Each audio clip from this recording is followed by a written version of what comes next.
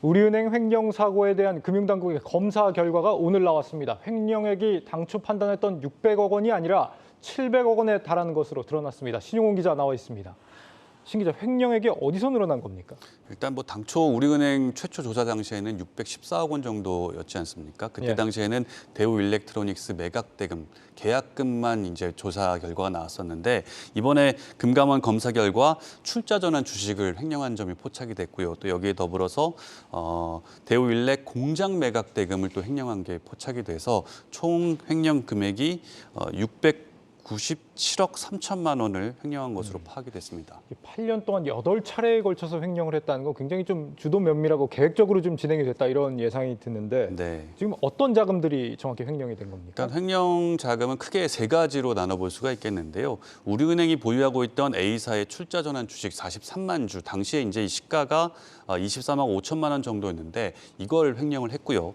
또 대우 일렉트로닉스 매각 계약금 614억 5천만 원을 세 차례에 걸쳐서 빼갔습니다. 그리고 대우 일렉트로닉스 인천 공장 매각 계약금 59억 3천만 원을 네 차례에 걸쳐서 빼간 정황이 포착이 됐습니다. 주식을 무단 인출하고 기업의 매각금을 좀 빼갔다.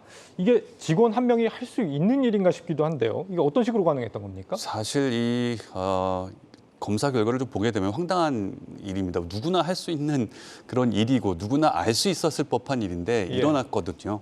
그 직인하고 비밀번호 OTP라고 하지 않습니까? OTP를 도용한다든지 아니면 문서를 여러 차례 위조해서 결제를 받는 수법을 사용했습니다. A사 출자 전환 주식을 횡령할 때는 OTP를 몰래 빼내서 사용을 했는데요. 당시 OTP를 보관하던 부소 금고를 이 횡령 직원이 관리를 하고 있었거든요.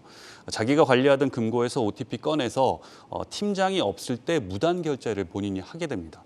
그리고 이거를 한국예탁결제원 시스템 들어가서 주식 출고를 요청을 했고요.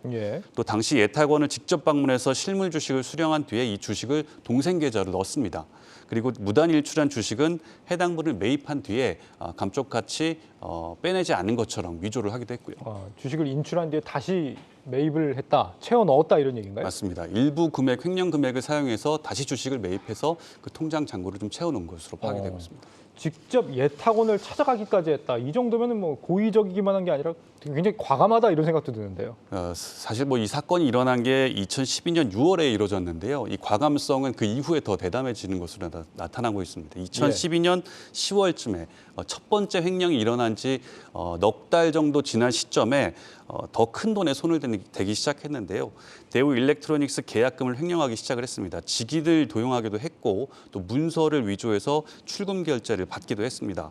그리고 대우 일렉 관련 계약금하고 각종 환급금을 예치하고 있던 자산 신탁 회사에 허위 공문까지 보내서 금액을 지급받은 것으로 드러났습니다. 지금 뭐 직인 도용의 문서 위조의 횡령 과정이 이렇게 단순하지만은 않은 상황인데 그 과정을 지금 하나도 잡아내지 못했다는 것도 좀 이해가 가지 않고 2012년부터는 지금 10년 동안 진행된 거 아닙니까? 맞습니다. 이걸 지금 시스템적으로 걸러내지 못했다는 것, 내부의 시스템에 좀 문제가 있다는 걸 피해갈 수 없을 것 같은데요. 사실 뭐 금융감독원도 그런 점을 가장 크게 지적을 하고 있었는데요. 책임 소재를 묻겠다라고 밝혔습니다. 인사관리 측면에서 한 사람이 10년 이상 같은 부서에서 있었고 또 한 업체를 계속해서 관리했던 점이 가장 큰 문제로 지적이 되고 있습니다. 그리고 은행의 대외 공문에 전산 등록을 제대로 안 했던 점, 수기로 이제 결제를 받아가지고 이 문서를 은폐하거나 위조했었거든요. 때문에 전산 등록이 제대로만 됐었어도 문서 위조가 좀 어렵지 않았을까 생각이 되기도 하고요. 또 통장하고 직인 관리를 한 사람한테 맡긴 부분이라든가 역시 한 사람이 OTP와 금고 관리를 같이 맡았던 부분 등 여러 가지 내부 결제 시스템상에서 문제점이 드러났습니다. 금융당국은 이런 관리 소홀 부분에 대해서 절차에 따라서 조치를 취하겠다라는 방침인데요. 우리은행에 대한 기관 제재를 포함해서 결제 라인 선상에 있던 인사들에 대한 징계 조치까지 한꺼번에 내려질 가능성이 높습니다. 실제로 이제 금감원 관계자랑 통화를 해봤는데 지금 시기라든가 제재 시기라든가 징계 수위는 결정된 바가 없다. 좀 더 지켜봐야 되고 검토를 해봐야 된다라고 했지만 징계 범위에 대해서는 당사자뿐만이 아니라 결제란에 있던 사람들 그리고 인사 시스템을 관리했던 위의 임원급들까지 징계 대상에 포함된다라는 얘기를 들을 수 있었습니다. 기관에 대한 징계는 그러면 어느 정도 수준까지 가능할까요? 일단 지금 금융기관 검사나 제재에 관한 규정 내용을 좀 보면요. 기관 규제 같은 경우에는 주의나 경고 이외에도 최대 영업 정지까지 갈 수가 있는 상황입니다. 실제로 영업 정지까지 갈 가능성은 굉장히 낮다고 봐야겠죠. 그렇죠. 예. 그렇죠. 뭐 지금까지 해왔던 당국의 태도를 본다면 그럴 수도 있을 것 같은데 네.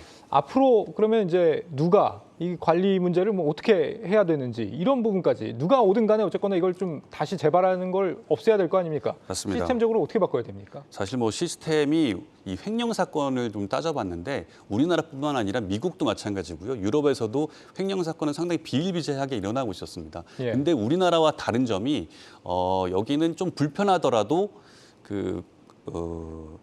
결제 시스템 라인, 결제 라인은 3중, 4중으로 계속해서 가져가고 있다는 거죠.